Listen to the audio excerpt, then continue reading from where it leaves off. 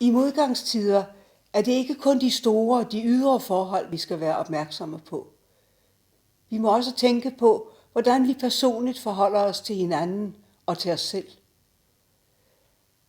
Der er en tendens i tiden til at tegne et billede af det perfekte liv, med ægtefælle, børn, et inspirerende arbejde, spændende fritidsinteresser, et ungdommeligt udseende, uanset alder. Hvem kan leve op til det alt sammen? Hvorfor skal vi dog det?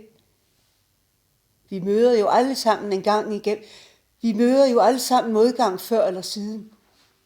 Vi knækker halsen på de kriser, der kan ramme os, hvis kun det perfekte og overfladiske liv er godt nok. Jeg tror, at det i særlig grad er de unge, som er udsatte.